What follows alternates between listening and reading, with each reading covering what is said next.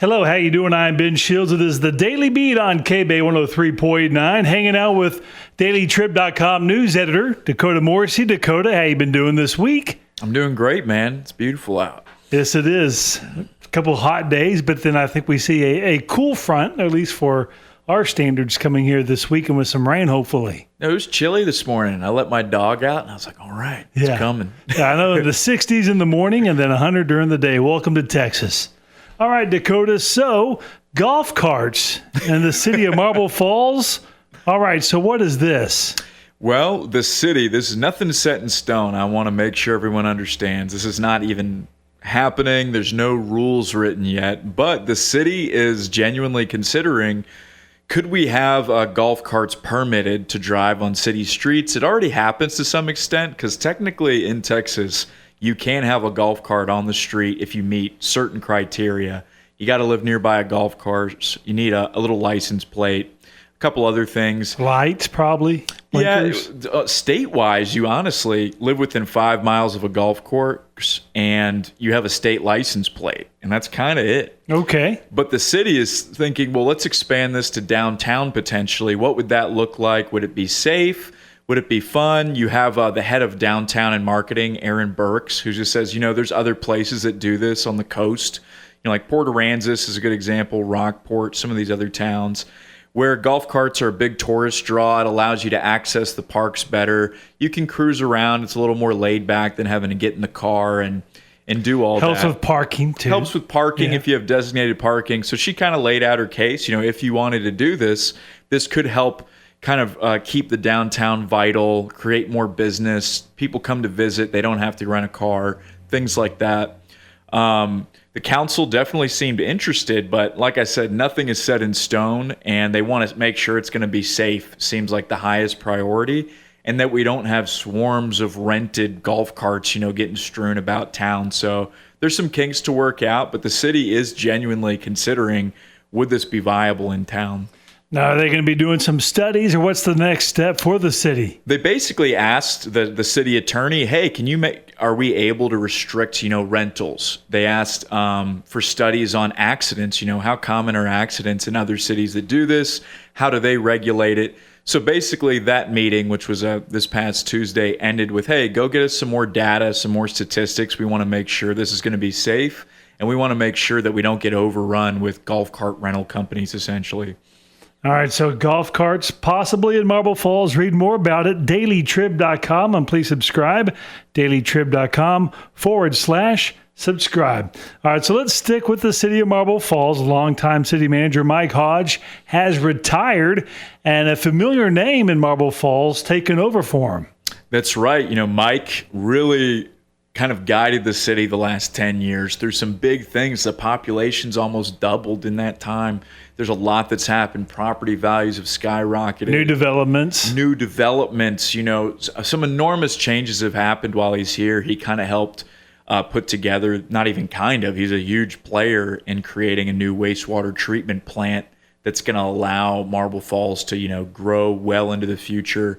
It was great being there. The room was packed when he retired on Tuesday, and he handed the reins off to sort of his right-hand man, Caleb Kranzel, who has been working as the deputy city manager alongside Mike for 2 years.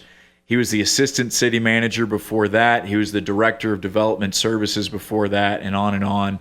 Caleb's been with the city for 20 years, so he knows how things work. And in different departments. Yeah, he's seen it from multiple angles, and he's like a homegrown leader. He's been here for 20 years, started out as a GIS planner, just kind of like helping map out the city, and now he's running the show. And just to reiterate for anybody, a city manager is essentially like the CEO of the city. They're running the show, and they get directives from city council, but really they're the one who's overseeing the day-to-day operations of the city.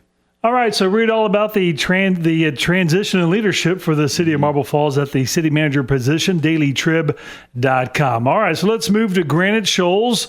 In the past, we've talked about deer harvesting in Granite Shoals. Like any place in the High Lakes, a lot of deer, overrun with deer. So they're bringing back a harvesting program? Yes, they used to do this program where they had people with archery equipment, harvesting. They're not hunting. They're very adamant that it's not hunting, it's harvesting in the city. This was a few years ago. COVID kind of killed that. The deer are still there. Their population has exploded, from what I understand, far above, the per acre limits set by Texas Parks and Wildlife.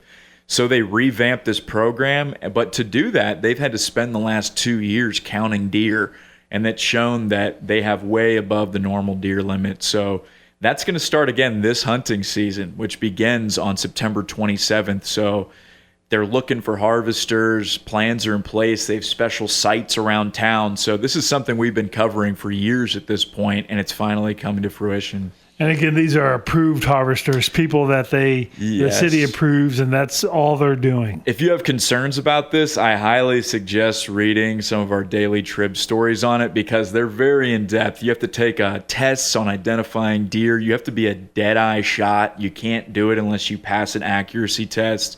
There's a lot behind it. They do it when there's no kids out. around. I think I'm out. It's hard. I mean, that's why it's hard for them to find harvesters, because you have to be good with a bow, good with the crossbow, know what you're doing. Be a sharpshooter there. Yeah, you got to be a sharpshooter. All right, read about the deer population in Granite Shoals, dailytrib.com/subscribe. All right, before we go, new addition to dailytrib.com to help you out, Dakota. Yes, we have a new reporter, Macy Cottingham. She's coming to us from Kerrville, where she was covering the floods. She's already an experienced reporter. Really excited to have her on board. And with her here, we can cover even more Highland Lakes news. I'm really excited to see what she does. All right, so glad to have her aboard. Oh, Dakota, I don't want to forget either. Yes. It's homecoming in Marble Falls. It's early homecoming, their home opener and homecoming at the same time. And mums, if you're new here and you're probably like, what is this? But mums are big in Texas, and something about a 37-foot mum. What is this all about? Yeah, this is literally big in Texas. This is a 37-foot long mum hanging in Marble Falls High School right now. Who made it? 184 kids. Oh, so it's students that made the 37-foot mum. Yeah, they all got together in their the floral, like the FFA floral design program. And it took them a week. Wow. Solid work. They put it together. We've got some crazy stats. It's like hundreds of square feet of butcher's paper, 4,500 coffee filters. It's got like everything's handmade on it. It's huge. It's the biggest one the school's ever seen. Is that the biggest one ever? I mean, has anybody checked with Guinness? I looked this up with Guinness. The biggest one is from Louisville, and it was insane. It's like, they measured it in square feet because it was too long. It's about 3 stories tall. That's so not quite that. 37 foot. And so it's hanging there at the high school. Do you know what are they going to do with it when they're done? Well, at first they said, let's keep it up through football. Football. I mean, like homecoming, but who knows? Maybe it'll be there longer. It's pretty impressive. If anybody has a chance, go to Daily Trib and check it out, or if you can have some opportunity, see it in person. Yeah, with all that hard work and all that paper, you like to see at least stay up for a little bit, I guess. I mean, it's cool. Yeah. You could tell the kids are fired up about it. You saw some Mustang pride. All right, so check it out. That is the Homecoming Mom, 37-foot Homecoming Mom, dailytrib.com/subscribe. All right, Dakota, so this has been a fun one, and let's do it again next week. Let's do it. All right, that's the Daily Beat on K-Bay 103.9.